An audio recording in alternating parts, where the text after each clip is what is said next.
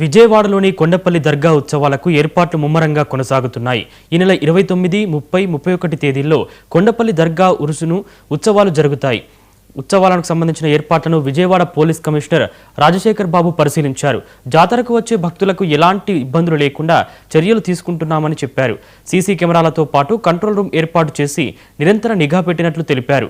Lighting, త్రాగునీరు వంటి భక్తులకు సౌకర్యాల ఏర్పాట్లపై కలెక్టర్తో సమావేశమైనట్లు చెప్పారు.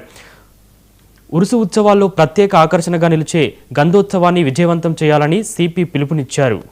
సయ్యద్ షా బుఖారీ రహమతుల్లా దర్గా చందనోత్సవ వేడుకలు ఈసారి 29, 30, 31 తేదీల్లో ఘనంగా అత్యంత భక్తి శ్రద్ధలతో అన్ని మతాల వారు చాలా ఘనంగా జరుపుకోబోతున్నారు.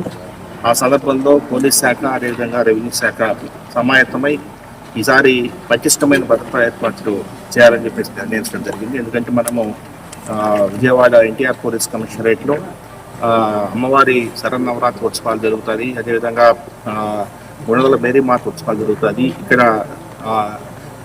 గంధం ఉత్సవం ఘనంగా జరుగుతుంది. సో అన్ని ఫెస్టివల్స్ని మనం చాలా భక్తి శ్రద్ధలతో అన్ని మతాల వారు జరుపుకుంటారు. ఆ సందర్భంలో ఎటువంటి సమస్యలు లేకుండా పటిష్టమైన భద్రతా ఏర్పాట్లు చేయాలని చెప్పేసి ఈరోజు ఈసారి నిర్ణయించడం జరిగింది. పోయినసారి కూడా చాలా బాగా వీరు ఘనంగా ఉత్సవాలు నిర్వహించారు. అయితే ఈసారి కొంత జిల్లా కలెక్టర్ గారు కూడా రేపు వారు కూడా ఇక్కడ సందర్శిస్తారు. కొంత ఇక్కడ ఏదంటే హైజీన్ పెంచడము, అదేవిధంగా కొంత సెక్యూరిటీ లైటింగ్ పెంచడము, కొంత ఈ బుష్ క్లియరెన్స్, తర్వాత సీసీ కెమెరాల పర్యవేక్షణ.